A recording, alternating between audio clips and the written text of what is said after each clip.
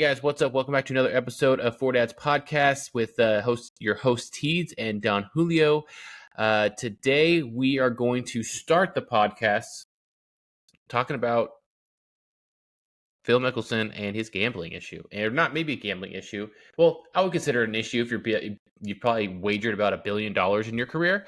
But I mean, what do you think about everything that's been coming out? The book that came out, Phil's comments, and things like that. I mean, I think we've all known that Phil has always been a gambler. I mean, you don't make the comments you do if you don't wager it. Yeah. You know, I mean, he's made comments in the past of how he's like, oh yeah, we had a little extra wager going on during the match, so I played at a little higher competition. Everyone's like, what? And people have spoken about that in the past. Do you think other players play for money on a side to kind of raise the stakes a little bit for them? There's nothing in the rule that says that you can't, but even though he's waged about $1 billion in 3 decades, I feel like he's made more than what he's lost for sure. I agree. The thing that I'm curious about is at what point do you kind of cut it off? Because he made some remarks about, the Ryder Cup, right? And how he just knew that they were going to dominate. So he put his money on it. It's like, if Pete Rose gets in trouble for knowing that his team's going to lose, how does that kind of, I guess my question is really how do you rule that? Because in baseball, that's illegal, but in golf, it's just like, oh yeah, hey, you're throwing money on yourself, you're throwing money on your team, but I don't know. What do you think? Well, I mean, it's like with the NFL, the last year and a half, you had Calvin Ridley, who I was pissed because it's my third pick of the draft one year, and he was out all year because he freaking made a stupid couple $1,000 bet or whatever. And I don't know. I think with all of this gambling that's already happening and taking place, that is, I think, a really, really bad idea in the long run, not just for the players themselves, but obviously gambling's addicting, right? That's why casinos are freaking huge and massive, because people think, oh, I just lost a few in a row, all I need is a big one, and then they never get it, right? Or you're on a hot streak and then you get too overconfident and then you lose it, right? And then you think, oh, I can win it back because I was on such a hot streak. It's so difficult to win. That's why they call it gambling. And I feel when you bring betting and gambling and stuff into sports, like they have with DraftKings, they have with NFL, they have all these things that are so easily accessible to just fans. I'm not even talking about players themselves, but that's just fans. Then that's extra money that the player is not getting because they're getting bet on and all this money that's going back and forth. And I don't know. I feel like it's really easy to be like, hey, if you were my brother Julio, I'd be like, all right, I feel really good this outing. I want you to put $15,000 on this game or whatever, and then we'll split the winnings or whatever. Who's to say people aren't doing that? Who's to say that players in the MLB have that person that is like, hey, you know what? We're on a hot streak right now. We're going against this guy. We got Garrett Cole on the mound. Go and throw. I'll give you $1 million. Go throw $1 million on this in Vegas, right? And the thing is though, you bring up a good point, right? There's always maybe the insider guy who really has no connection. You just kind of send a message that's in code, hey, this is the one. But in golf, again, my question is, how do you police that? And I don't think is it even policed, right? Because Phil's openly coming out saying, hey, I put money on the Ryder Cup. I put money on the, on the President's Cup. I put money on. He said he didn't. He said he didn't on the Ryder Cup. He said he was going to. No one took it, or no one took it apparently. And then he goes, I would never discriminate or put that on the game. I have more respect. And I'm like, dude, you wager all the time. What he says, I have a couple wagers on the course, but I would never gamble. It's like, dude, a wager and gambling is the exact same thing. It doesn't matter if you know you're going to win or you think you're going to win. But that just knowing how Phil always wants to play for money Mm-hmm. all the time. I mean, these guys play for money Always. regardless. You know, Yeah. it's again, my question is just like, how do how do you stop that? I mean, to hear that number come out, that's a crap ton of money, dude. Like, Right. you know, to I feel like to policing it is not a bad thing. No, okay, so let me take that back. I feel like if people are wagering on the course during a PGA Tour event, like you're talking about, I don't think that's a big deal. And what I'm talking about is friendly me versus you. yeah, I'm gonna beat you. gonna Like play you if for a it's beer. that Yeah, straightforward, beer. No, I'm not saying us. Like I'm saying if we're on the PGA Tour and like we're making money no, and no, stuff yeah, like that, and we yeah, just want to do a yeah, friendly wager on top, like I don't think there's anything wrong with that. It's their money. It's two guys or whoever's in the group or whatever doing their thing, and no one is going to lose on purpose so someone can be better because in golf nothing is guaranteed like we've talked about on this podcast before. Golf, you have to earn almost everything, and they're starting to finally even it out a little bit for the people on the lower end of things, but it's still a grind to just try to survive in the golf world and professional golf. So no one's going to bet to lose because that's not even going to benefit that the other person's going to win. That has nothing to do with it because someone else can come out of the pack from behind or in front of them and shoot better, and they had no knowledge of that. So I feel like there shouldn't be too big of a deal on that. However, if it becomes more than that, you know, other people are, doing stuff. I don't know. I mean, it's kind of like the Pandora's box. Once you open it up, like it's everywhere. You can't put it back in. It's not going in. It's not going to go back to not gambling. We're never going to have an amendment that they did with the prohibition back in the 20s for drinking. That's never going to happen with gambling. Like it's already out. It's becoming popular, and I'm surprised it hasn't really passed yet in California. Though I can't. I'm being honest. Like I cannot wait for California to finally legalize it. I'm not a big gambler, but if you look at all these like DraftKings, FanDuel, when like Ohio, like in every state that becomes legalized gambling, they offer so many free bets. So many free bets. Like bets where maybe you put down $5, but you get like $150 worth of bets that you can put in. And I'm like, dude, I'm gonna be that guy that they're not wanting. They want someone to become addicted to this. I'm that person. I'll put that $5 down, and that's all I'm doing. I've had friends on Twitter. They're like, dude, I bought like a Peloton. I bought this. I bought that just off of like a new Xbox Series X because of how much I've won for free, basically, because of yeah, all these bets. Or like, we're going to make your bet 10 times stronger. You've seen some of those where like they heighten it up for you just to make yeah, you want to do it. And I'm like, you can do that to me, but I'm not going to get addicted to it because I'm not going to use any of my money. Once that's gone, it's gone. But you best believe that I'm going to be doing the best that I can to afford a new pair of Jordan golf shoes or a new Scotty Cameron putter or something like that, But I'm that kind of guy that people do promos for, and they're hoping that I buy more, but I literally just buy what I'm doing, and I'm like, yeah, nah, dude, sorry about that. yeah, yeah. You make a good point. You make a good point. I mean, I've never been huge on it. I mean, I the most gambling that I'll do is if I'm at a bachelor party in Vegas or in Tahoe or Nevada or I guess just Reno or anything like that. Just go over to Anywhere the in Nevada, blackjack yeah. table. Mm-hmm. Yeah, just go over to the blackjack table and just sit down with $40, and then my goal is just to get 100.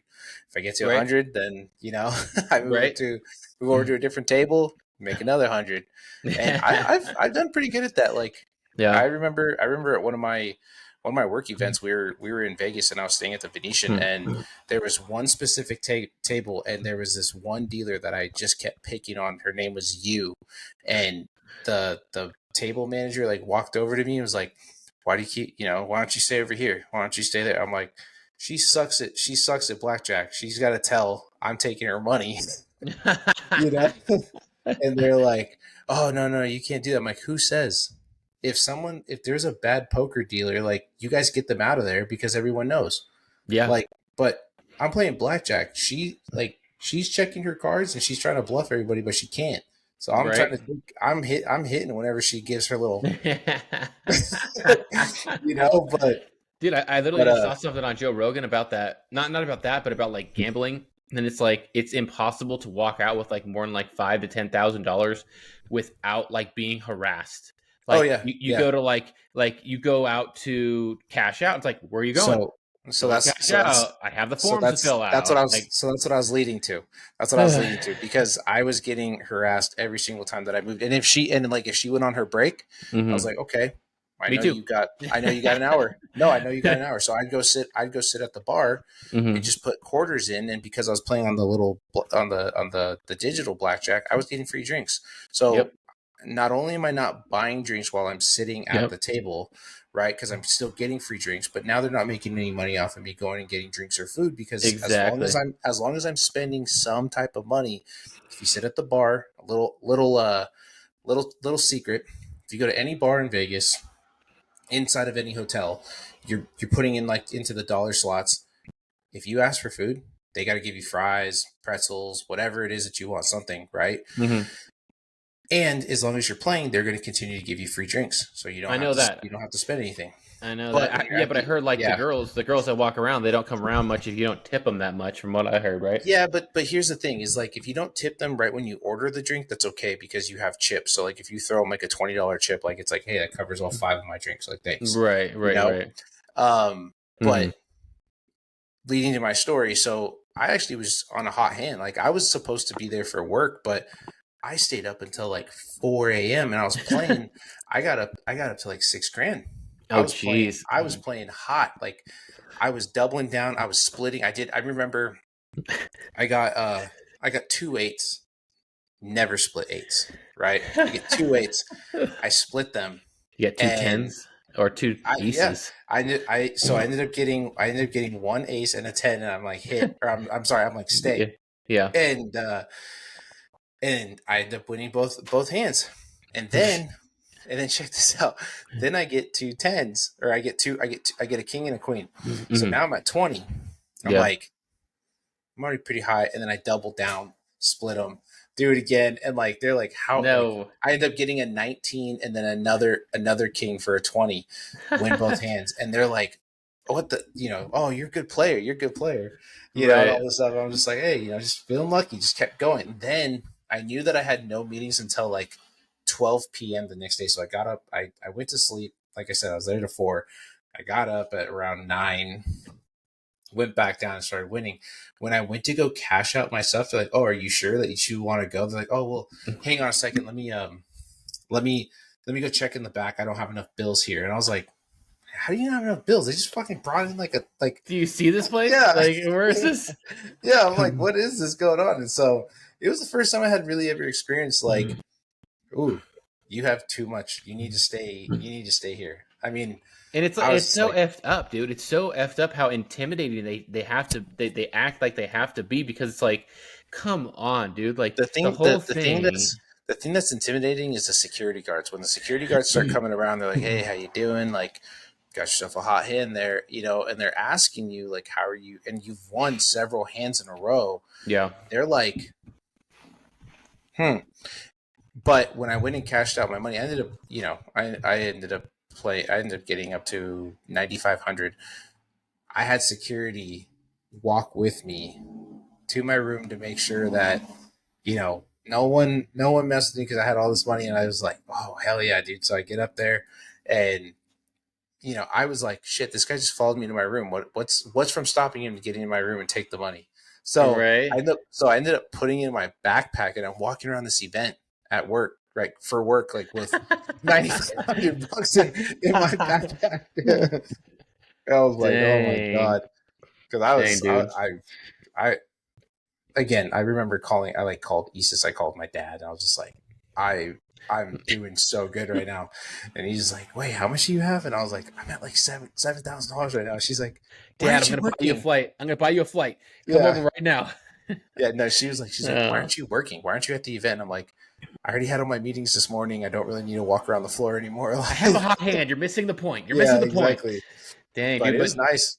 I mean, that's freaking sick, dude. I heard someone talked about Phil Mickelson's bet that he was going to do, which was like the 450K or whatever it was. And someone's like, yeah, when you look at it like that, $450,000 or 400,000, however much it was, to you and me is insane.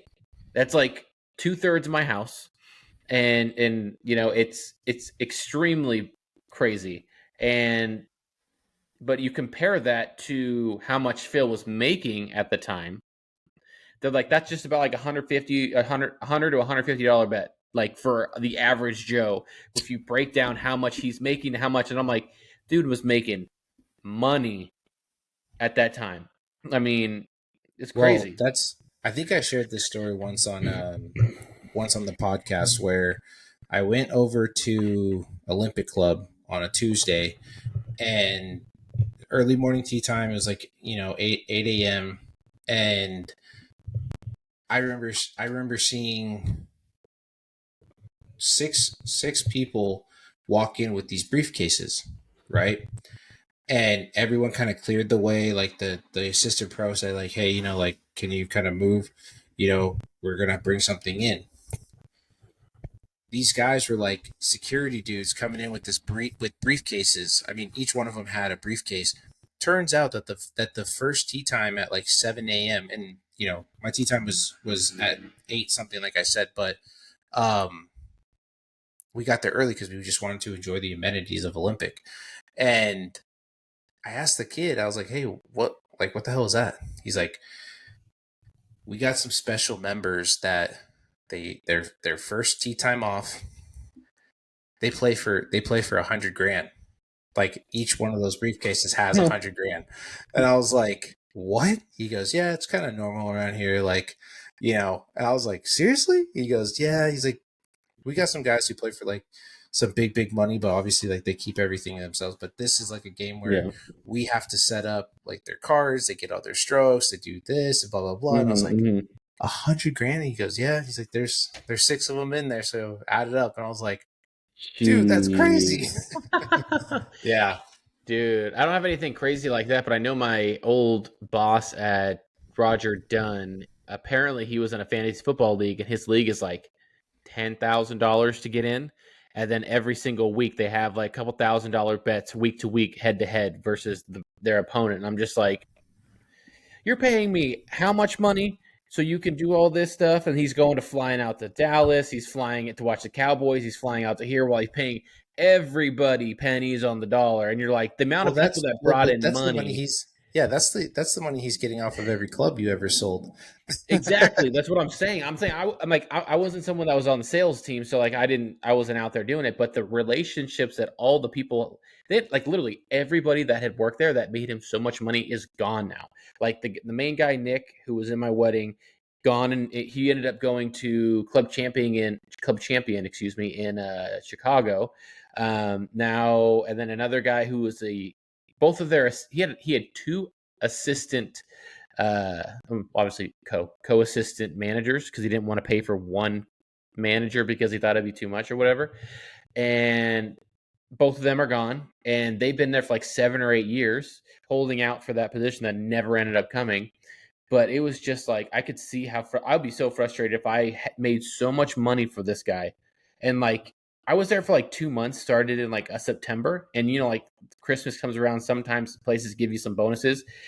He gave $100 to everybody, but added it to our checks, so it was taxed out of it. And he's Yeah. like, and everyone was pissed, and I'm like, I'd be just as pissed. I made $100 for being there for 3 months compared to someone else who's been there all year or all their loyalty and stuff like that. Like, I'd be Yeah. freaking pissed. But I'm happy on my end because I only worked here for like Yeah. 2.5 months, and I'm gonna get an extra $100. But There you go. man, Yeah, man. Those are some good times, bro. Like I will say, I think as far as like immediate commissions that I've ever gotten, I mean, I still work in sales now, and it's like you got to wait to like see some usage increase, like for what I'm doing now. mm-hmm. When I worked at Golfsmith before Dick's ended up buying Golfsmith and making it Golf Galaxy, man, dude, I used to rack it in. It was just like, I mean, those are some fat paychecks. And then it went to a whole nother level of fat paychecks when I worked at Peloton and I was, selling bikes and doing all that stuff. Like those are some good times. Now it's just like Golf Galaxy doesn't have commissions anymore. Peloton doesn't have commissions anymore. Like I'm trying to think of golf, like green grass. I guess apparently a friend of mine he's an assistant pro at Cordoval. He was telling me, he's like, yeah, now the like the what are they called, the ambassador programs are done. So you can be sponsored by like Callaway, TaylorMade, Titleist, whoever, No but way, really? but if you're pushing their stuff, like there's really no incentive to anymore. It's just now you have a free Wow. bag. Well, that And must I have was like, changed. what? That must have changed within like a year or so ago. How long ago? Because It, one of my well, buddies, he. he's been there for 2 years, and I know he was on Callaway staff last year. Now he's on Titleist, Mhm. but he's just like, there's literally no need. Like he's like, my bag is just strapped Oh, with Titleist staff. stuff. Staff is the same though. They still have staff. That's what I thought you meant. Staff. They Yeah, still have staff. yeah. Okay. Okay. Gotcha. Yeah, they still Now have I get. staff stuff, but Okay. they call it like the ambassador program because you're supposed Right. to You push get. their stuff at the Yep. club Yep. Yep. whenever they have the club fittings, like you're out Yep. there with the fitting pro talking Mm-hmm. about the Yeah. products, like telling people Yep. what you hit, doing Yep. stuff, so you're putting a face to Okay. like who you are, so people at your club will be like, oh hey John, remember how you're telling me about your T100s, like Mm-hmm. what's your settings on those, or Yeah. what was the Right. price, Right. how do I get a set of those, can you fit me for some, whatever. Right. Right. Okay. Okay. Yeah. Okay. That makes sense. Dang, that's a bummer. But yeah, dude, so I I heard got a to question for you. Oh, go go ahead. for Go it. ahead. No, no, go No, for no, it. go. Let's hear I your was going to say. question. So I saw this on TikTok, and I really wanted to ask you, what is a rule in golf that you think damages the game? Um, I would say one rule that damages the game. I would say for like amateurs like us that you're just playing and you don't have people in the fairway to let you know where your ball is and to spot your ball. The Uh huh. whole where your ball is, like the area, you just can't find it, and like you basically, Mm-hmm. if you're playing for money, you got to add a drop. I think there should be a rule where it's like, hey, sometimes you even have those zones where you're literally hitting it in the fairway and you just can't find it in the fairway. Like Yeah, like in the every, rain when it's muddy and your ball yeah, goes 2 feet underground. well, yeah, like even the person you're playing was like, dude, you hit in the fairway. Like, I know it's there. Like, instead of just adding a drop, you obviously have to like add a stroke and things like that. I think because we don't have someone in the fairway to let you know, or a caddy every single time you play, hey, where your ball is. I got your ball right over here. You're so dang far away from your ball, whether it's 250 to 300 yards away, that rarely you'll be able to actually see exactly where it is unless it's a straight line of sight, maybe a little downhill. I Yeah. think that's one of them, but I don't really.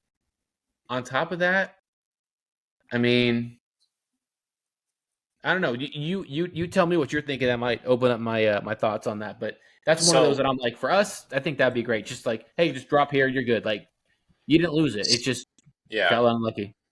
So mine is the you can't clean the mud off your ball. Yeah, I like, especially in on the the mud summertime. I don't ball. know.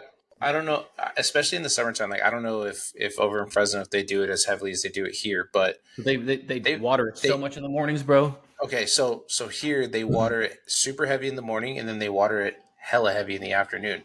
So Mm, if you're playing like at 12 o'clock, right after that second water down, your ball literally plugs because it's so yep, soft. I yep, mean, yep. it's drenched, and you can hear Yeah. it when like this afternoon.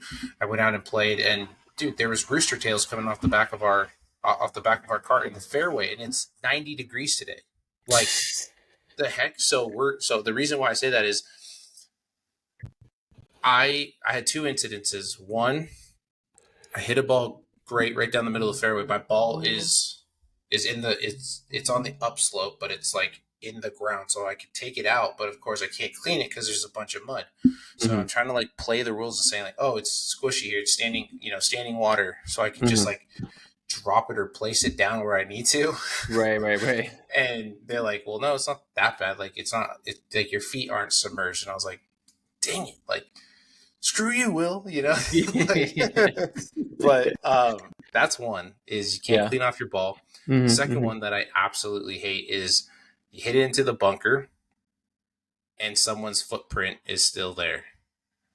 Mm. Like especially in a greenside bunker. I had that on 17. I hit a great shot coming in, but it just caught the top of the bunker and Mm. like came down. Luckily it didn't plug, but it just Yeah. came down. And I'm like, dude, I'm in somebody's footprint. Like literally, they're dug in footprint. So this person didn't even bother, um, raking the Raking it bunker. I'm up, like, right? you should just give me a preferred lie. Like Well, that's I that just brings me up to we should not be able to have to play in divots. If you hit a ball in the fairway and you land in a divot, just move it an inch to the left or an inch to the right. Yeah. It's not going to Well, affect no, anything. no closer to the hole. Just move it Yeah, back. it's easy. Yeah, just put it back an inch or two. It's not that big of a deal. That's one that. Yeah. Thanks for bringing that one up because I was like, boom, divots. That's one of the Yeah. dumbest rules because like I'll play at Riverside and hole Oh 11, so you yeah, have dude. 10. Oh So like right at the bottom of the fairway where everybody hits their shot, it's just done. It's just dirt, and it's like it's not even fairway at that point, and it's like let me move it back 10, 15 yards. Like, I don't even care. I just want to hit off of well. freaking grass. So how does that work? So like, let's just say you're at a respectable, Mhm. public course, Yeah. right? Everybody fills their divots. Yeah. If you're on that, do you still have to play it off of the filling? I would assume so. Yeah. Just like anywhere else. Hmm. I mean, like legally, I've never experienced that. I just wanted to, yeah, I've just never hit ask. it. No, I've never hit in a divot either, but I've seen it on the PGA Tour, and it's like, oh, what a great drive, right down the middle. Like, oh no, like they're in a divot, and I'm like, dude, we got rid of the whole stymie rule, where you can mark your ball and you're not putting and knocking their ball away, kind of a thing. That old, what do they call it, medieval kind of rule. So like, why not just do that divot? It's literally not going to affect. It's not going to. I mean, it'll benefit them, yes, but like golf or sorry, grass can't even like I know what is it? Masters is like really good at getting their divots filled really quickly with like actual pieces of grass on top and things like that. But I don't know what's worse, hitting in a divot or maybe hitting in one of those if you get it right away and you're hitting off a fake piece of grass. Because it gives differently. It's not the same feel. I don't know, it'd be weird, but I think that would definitely be my top one. Get rid of my other one, but like that one would definitely Yeah. be it where that shouldn't be a part of it. Well, I think your other one is a solid ruling because again, it's a gentleman's game, right? So if everybody agrees that hey, we saw your ball bounce Mm-hmm. 4 times Yeah. on this side, it's got to be somewhere here. The rough Mm-hmm. may be just too long. Everyone's stepping on it and they have no idea.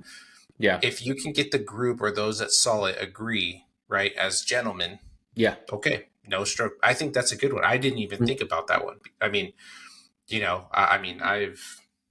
I've never even thought about that one. Yeah. But that's a good one. That's a good one. I like Yeah. that one.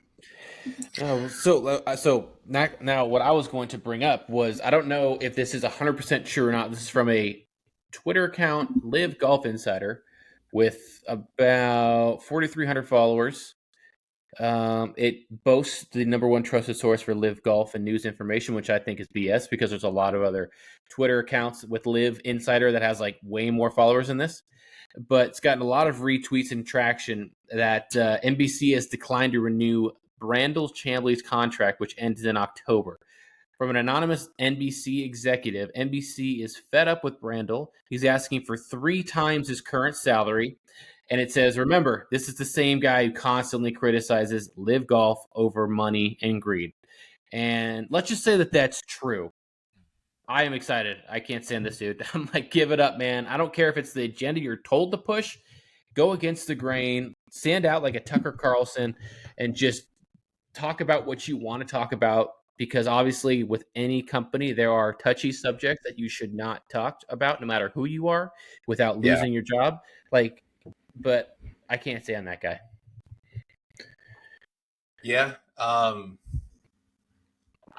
mean, I think it's a blessing in disguise for him. Obviously, nobody likes not having that security of like, oh, I have a guaranteed, endorsements, I have guaranteed income coming in. Mm-hmm. But with a name that is recognized, especially with golf, like he could commentate he could commentate on any streaming platform and be able to stream, OBS and still be able to talk about it Oh yeah. without any problem at all. Much like what Tucker Carlson does, where he talks about stuff. And again, like just because NBC is limiting your ability or like your ability of, I'm sorry, your right of freedom of speech. There's other companies that are going to be out there that are going to say, hey, we'll pay you X amount of dollars to talk about this. At the same time, promote us too. Yeah. Like Right. this is something that like, again, I feel like it's changing. Standard news, standard marketing is slowly disappearing. Like Twitter's taking over, man. Twitter's taking over, Kick's taking over, Twitch is taking over, like YouTube, I mean, TikTok, Instagram, Yep. Google. Also, yep. There's so many different ways that are more effective, and the thing is that I think, like I said, it is a blessing because now he can be a little bit more targeted to a younger demographic and continue to grow the game if that's really what he wants to do, right? But also, you're reaching out to a new demographic. I think people who typically watch NBC, right, who aren't watching it on Peacock, right? I mean, if you're still watching on regular cable, like, you're older, you know, you're just older. It's just the truth. Yeah. Like us, we'd rather, like, hey, I have the subscription to this, I have that, right? Like, I have direct access to it. Like, I don't need cable anymore. Yeah. So it gives him an opportunity to, you know, to open his wings and be a peacock and fly, you know? So I don't think it's a bad thing. I mean, again, you know, sure, he badgers the, you know, the live tour, but so did everybody else. Everyone else. I mean, it's everybody an easy did. way to get we likes, did. You know, yeah. Well, it's an easy way to create conflict, right? Yeah. Misery wants company. Like, it's true. If you're everything that's negative, it's going to draw people because everyone wants attention. We badgered the live tour at first, thinking like, oh, this is weird, but now it's like, dude, it's normal. Like, it's cool. It's just they're just playing golf. It's not even, you know, it's not as big as what we thought it was. Right. And now the merger's coming. So, you know, just like what we're seeing in public golf after 2020, the game's got a spark now. There's people out there who are just, you know, everyone's playing golf. Now, what bothers me is that, hey, if you're going to get into golf, at least take the time to learn the game and, you know, have some respect for it. Like, I think I sent you a video on TikTok from my page to the Fore Dad's page of, like, some kid misses his putt from like 10 feet and starts hammering the greens. Oh, I saw that. He starts hammering the greens. I'm like, why would you do that? I mean, I know you're not a kid. You got to be at least 20 something years old. Like, if I'm the group behind you, I'm knocking your ass out. I'm hitting into you. Like, why would you do that? You know? I've seen a few of those where I'm like, yeah, that's jail, bro. That's not even a warning. Like, sorry, dude. But see, like that. But the other thing is too, is that now when you go and mess up courses like that, for people like, you know, who may be club members, for those that are, you know, honorary members who have, like, they're there all the time. You're now raising the cost for people to come play. Yeah. Because that's going to take man hours to fix that. Or on top of that, they got to shut down that green, make a temporary green in the middle of the fairway because you jacked it up. I mean, the thing in that video, I mean, there's a few of them, but there's one specific where, like, he misses the putt and he just starts hammering into the green. And I'm just thinking to myself, like, why would you even think that that's okay? They're better. I mean, they do it for the gram. They do it for, you know, social media just so they can get views and look at me. You know, like you said, misery brings company or whatever. It's like the same thing where it's like, who was it? William Randolph Hearst. It's like news is news as long as you're first. Like, it doesn't matter. No one cares. You know, as long as you're first, it's all it's about. No one really cares if it's true or not. And that's honestly what you're seeing everywhere. That I even think Denzel Ward touched on. He goes, if everybody has the exact same thing that they're talking about because something's right and they're all saying what happened, what truly happened, well, then how do you become on top if everybody's doing that, right? Well, you got to be first.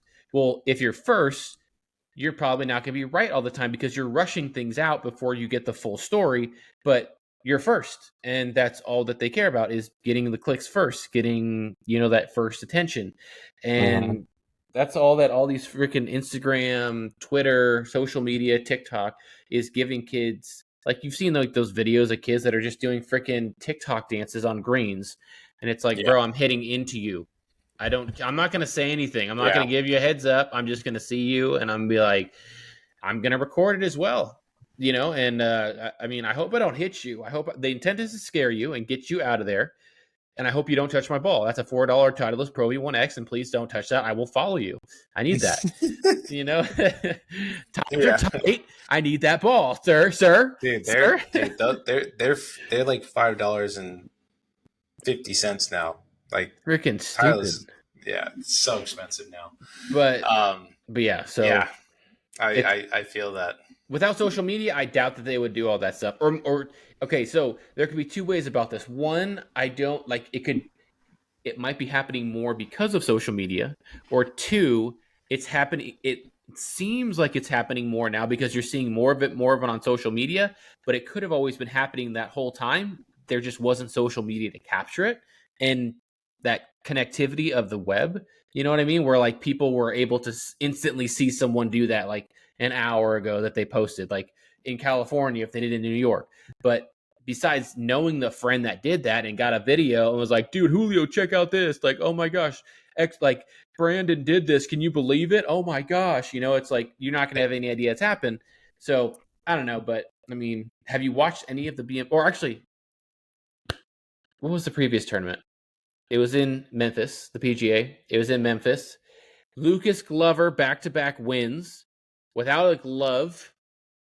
And a second thing is, who is the? I know that the FedEx is located in Memphis, but whose idea is it to have a freaking golf tournament in August in the South? Are we kidding? That's just horrible, man. Like, what are we doing? Like, come on. I don't. It's hot. It's humid. Everyone's pants look like they got doused in water, man. Dude, seeing Glover's pants. He's like, I better win this freaking tournament. That's all I gotta say. Walking around like this. It reminded me of when you and I played, and it was like 100 degrees at Riverside. I was like, it was like 109 that day. And you go, bro, it's gonna be like 109 that day. I'm like, good thing we're playing at 10. Yeah. But I just remember it, like the breeze in the morning just stopped, and then your forearms were getting so sweaty, and you kept wiping them on your khaki shorts, and it just looked like you're all drenched. And I'm like, are you sweating through your pants? You're like, dude, I got boxers and compression shorts on. No, it's my arms. And I was just like, how are you wearing that many layers? You're like, to avoid the sweat getting through my pants. Yeah. I was like, you got to be kidding me. But, oh my God, dude. It just looked like he pissed his pants. Even his shirt. I mean, I remember that one tournament. I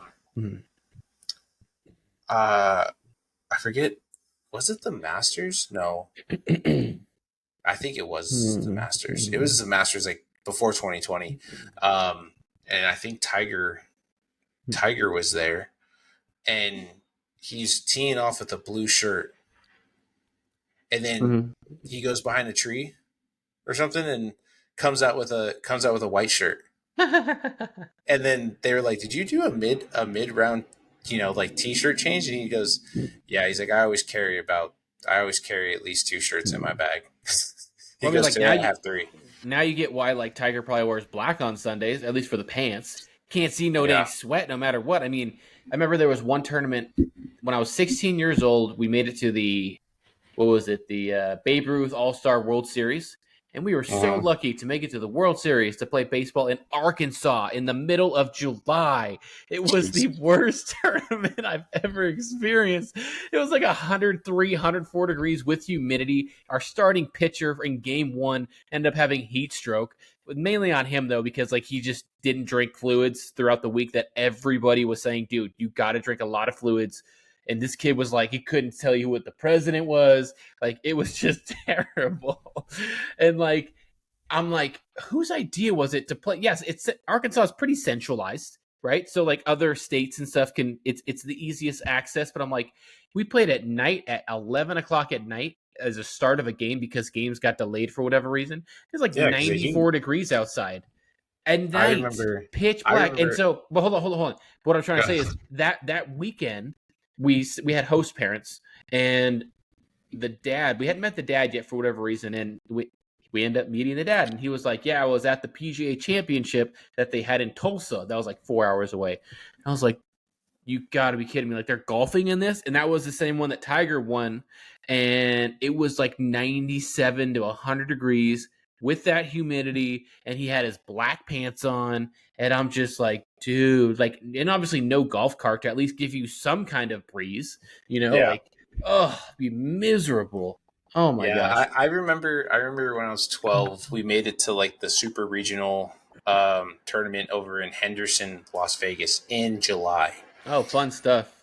Yeah, it was, and it was like a sunken stadium that we played in. All the games were in the same thing, and it was just like back to back to back games. So they had full staff going through, like raking the whole field, changing out the plates, repainting the lines, all this stuff. It was crazy. I remember I was pitching where it was the sixth inning. I had this guy 3-2. We were up by one, guy on first base. I threw a changeup on the outside corner. This kid totally whiffs, right? I see the umpire just go like this. He goes, yeah, and then he just locks and just hits the ground.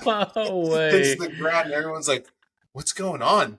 And then the coaches all rush out. They like bringing out like these waters, and they're throwing water on them. Dude, I didn't realize it. Like, so the black obviously that you're wearing, but then he's wearing like the gear. The mock turtleneck, right? So then that way he's not getting burnt. Like, I guess he has like a skin thing. Yep. And so the first base umpire is like running over. He's like, Dave, all the coaches are throwing literal water and like having him drink Gatorade. Then the nursing staff or whatever comes over, and they're putting ice bags on his neck, on his not again. Pull him down. They're like, all right, like calm down. And then I remember they had him sit in the shade with his suit on because he was done. Like, he's gonna get gonna go back home, but they had him sit in an ice bath to cool him down. And I remember thinking, like, when we were done playing, got any room in there, Dave? Got any room for one? I'm walking by with my mom, and I just said, can we do that at the hotel? And she goes, you want to take an ice bath? And I'm like, I feel like I need it. Like, my skin hurts. I'm hurting. My neck. I was like, I don't think there's enough sunscreen to cover how hot it is out here. So that was my first experience with an ice bath, but man, was it refreshing. I will say it took me a while.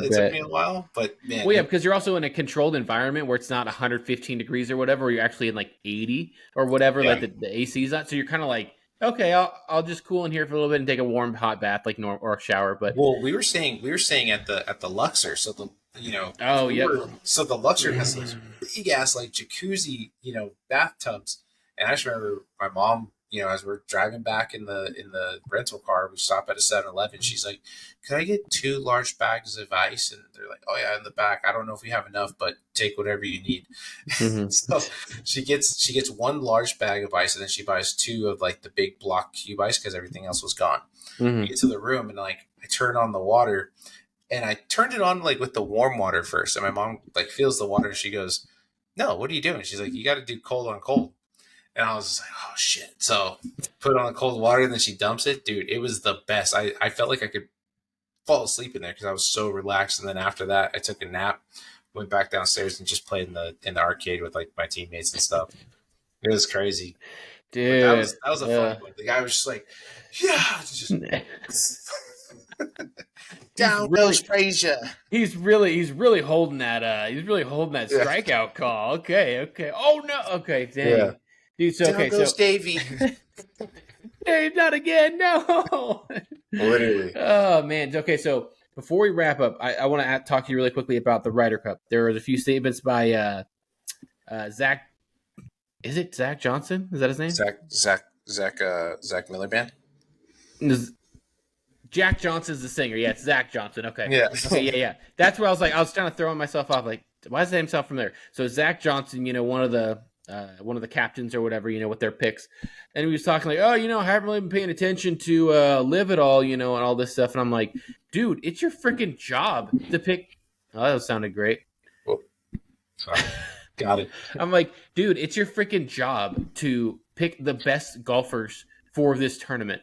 I mean, could you imagine? No offense to Lucas Glover, no offense to Brian Harmon, but like you have a lineup of like Lucas Glover, Brian Harmon, and let's say Cam Young instead of Bryson DeChambeau, Brooks Koepka, and like maybe Taylor Gooch, like who have killed it on the American side in live, all because you haven't done your homework, and then you end up getting smacked in the Ryder Cup, and people are like, why didn't you just do that? Like it's gonna be probably they're probably not going to get picked, and I think it's ridiculous because you're supposed to pick the best of the best, not well, they're the best on the PGA Tour, and I'm with the PGA Tour, and I watch like, dude, Zach, your career is pretty much over on the PGA Tour.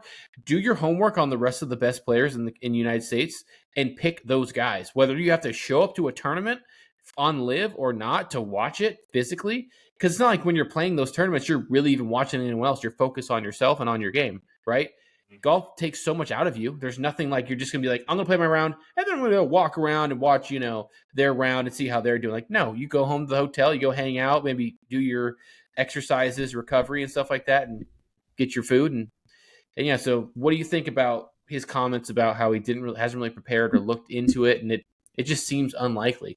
What do you I'm not think? surprised. I'm not surprised. I think you hit on the nail with you saying that, his career is pretty much done. This is like his last little hurrah where he gets to wear the captaincy and Yeah. choose the team. But I think a lot of these guys already have like their teams picked out. Like they got their Right. homies. You know what I mean? Yep. It always seems that like that, because if you ever look at how the Ryder Cup teams are, the team camaraderie is always through the roof. Like everybody gets along. It's just like a fraternity. Like it's your bros. Right. So Zach, maybe if we were talking early 2000s, I think he would still be able to, obviously he had some pretty great players to kind of play with, but now it's like, I feel like he's like Lou, like what Lou was for the Cavaliers when, you guys were stacked. He's just a babysitter. Lou. Lou, the coach, the short. Tyronn Lue. Tyronn, yeah. Tyronn. I'm thinking LOE Lou, like a first name sorry, Lou. I'm like, Tyronn. who the heck is that? Yeah, I feel like he's just a baby. I feel like he's just a babysitter. I think the players are going to end up making their choices. Whoever he comes in, they're going to be like, well, okay, you got Dustin, then you got to bring in this person and this person. And that's another one, Dustin Johnson too. He had like a great record the last Ryder Cup that they had. And like, how do you leave him off with him being successful as well? It's like, well, he plays for Liv. It's like, bro. Yeah. If the United States gets dominated or we lose, no matter what, that's going to be the topic. Oh, it will be. That's what everybody's expecting. Everyone's expecting, for it to be some not so big name players this year because it's very divided, and I feel like those not so big name players will actually do fairly decent, and, right. People are going to be shocked, and there's going to be a little change in the wave. If Justin ends up making the Ryder Cup team and he shits the bed, everyone's going to be like, Justin, fire your dad. Fire him. It's time. It's time to rip off the Band-Aid. Let's go, buddy. Your game sucks right now. What do you think? I haven't heard anything on the European side, but what if they picked some of their European guys? I would be surprised if they do. I would be surprised they took Cam. They took Cam Smith, or no? Cam Smith is not Europe, huh? Dang. So he wouldn't even be on there. Who's top European guys that are on live? Tommy Fleetwood. Oh wait, well Tommy's here. Who is on live? I am blanking, man. What about that guy, Jerome or Nehemiah? I think his last name is. I can't even think of anybody. I'm blanking. There's one kid that I'm thinking of. No, not Neiman. Not Neiman. Yeah, Joaquin Neiman. Joaquin. Neiman. He's in South America. He's from Chile, I think.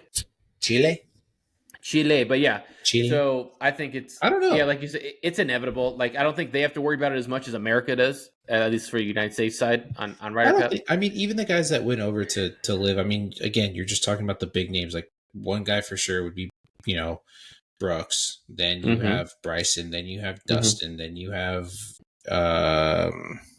The other one was Taylor Gooch, who came out of nowhere, and he's only been good in Yeah. live, and he hasn't done anything. So I mean, very possible. Obviously, you have Reed, but he's not been playing well, so Yeah. he's over the hill. But Yeah. yeah, it's not something for the European side to worry about. But I was just curious because it's going to be a talking point whether they add him or they don't, and it's going to be a danged if you do, danged if you don't kind of a thing. My concern would be more around the environment, right? Like, Rome. do you think people are going to be as excited, like not seeing those top players there? I mean, if Bryson isn't there and you're just watching Jordan, Reed, and Justin go at it again, against some. Oh wait, what about Poulter? Ian Poulter. Well, no, yeah, but he's at the end, dude. I don't think he's been That's killing true. it on live. All right. But yeah, I mean, Yeah, I don't. I was but just yeah, I talking mean, but I'm just saying. I just people got excited because of the list of players that was there, right? Like, I mean, these were guys who right. were performing. I feel like the dudes that are typically top, like if you were to think of like Colin Morikawa, Jordan Spieth, Justin Thomas, who else? Ricky. Yeah, Ricky. But I would feel bad for people in Rome because, well, in the sense of people in Italy that obviously there's no PGA Tour events that they ever host in Italy. I don't think they've done anything for Live yet. They probably will eventually. But like, it's kind of like when you have like a LeBron James or a Michael Jordan or one of those players that comes to an away game of, let's say, a team that's doing bad or a team that doesn't have anything going for them, and it's like, oh, LeBron's coming. Okay, great. I get to see LeBron, the best, ever, whatever. James. And they just sit, because it's one of their rest days. It's a back-to-back night or whatever. I hate that. And I hate so that, like, dude. I hate it too. I get it to an extent, but I'd be pissed. So my thing is like, you go Rome, you're like, oh, the Ryder Cup's coming. That date or that location's been set up for like 7 to 10 years of when they're going to have it. So people are like, okay, we're going to see the best of the best golfers. And then it's like, well, we see like one side's best. And then the other side's like, yeah, we have some of the good ones, but like not all of them. And I'd be kind of ticked, honestly. I would be too. That was, that's a good point. That's a really good point. I don't know, man. That's what I'm saying is like, if we're all merged, like why wouldn't Yeah, exactly. Why That's wouldn't what I'm saying, Bryson and all those guys be able to play? I mean, they've earned it. I mean, if you're talking about players that have consistently performed, throughout their careers, yeah, those are the top dudes. Like that doesn't change. I mean, the one guy who's just falling apart right now is Justin, and I'm picking on him just because, it's just he's easy to pick on. He's been terrible. Well, he's the guy in the crosshairs right now. Like that's just what it is. But again, it's just you make a good point. Like, why is there still a divide if everything is united now? So, I just think that's stupid. But again, it's just the PGA trying to keep whatever they can PGA, so they can say, as long as they can before it inevitably like becomes Saudi. I see an enemy. Yeah, man. I got one more thing that I know we're getting close, but like, so I think 3 weeks ago we talked about Scotty Scheffler and his putting, right? Yep. It looks like he's got another putter in his bag. So he switched it. So he switched it up during the U.S. Open.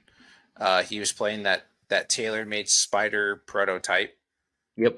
With like the longer back, and now I guess at the BMW he's playing a Spider Tour. Oh wait. Oh yeah. So he's back to a Spider Tour S or Tour X SS Proto putter, and it's got a full milled face, so it's not just the insert like the like the normal Spider, like the normal TaylorMade Spiders do. This one has a full milled face with a plumber neck on it instead of it having the slant to it. Yeah, I'm looking at it right now. So yeah, it's interesting. I mean, it's amazing. It's amazing how many putters these guys go through, because obviously at the end of the day, driving is for show, putting's for dough, right? And it's a funny saying, it rhymes, so it's true. But like even Justin Thomas, he's had so many putters, and he ended up going back to the one that he started his journey on or whatever. It's like, oh, I'm going back to what worked, and I'm like, well, you left it for a reason, and then obviously it didn't help him because he's still playing terribly. in his standards and like how good he can. Like, like how good he can. I'm not just ragging on the guy, but like, he's just like everyone else. Like some people sleep, some players sleep with their putter. They want to make sure that he's got the best thing. It's such a mental and what do you call it? Superstitious, Yeah, kind of a thing. Superstition with the putters, and I get it. If it ain't broke, don't fix it. If it's broke, you either got to fix your putting or get a new putter to give you some kind of confidence. I almost switched out my putter today to go Julio. play. I almost took the PLD out, and I was going to use my 5.5 Phantom, but I didn't. And So, I mean, if you want to make more birdies, go for it. But, I mean, if you just want to go for, the sweet PLD look, then keep it. I mean, it's all up to you. I've just gotten so used to having a putter that doesn't have a line on it. That's the thing, is like I'm trusting my line from where I line up my my little mark to where it's like, just trust it. Like it's taking every second guess to make sure that like my line on my putter is going the same direction as that line. And that's where now I'm like, oh, everything I have has a freaking line on it. I just want to go take a Sharpie and just get rid of it. Yeah. Thank you. Just etch it out. But, all right. Cool, man. Well, again, everyone, thank you for watching in on our episode for Fore Dads. Remember to go over to FlightScope and use our promo code to get you the Mevo or the Mevo Plus. Awesome tool.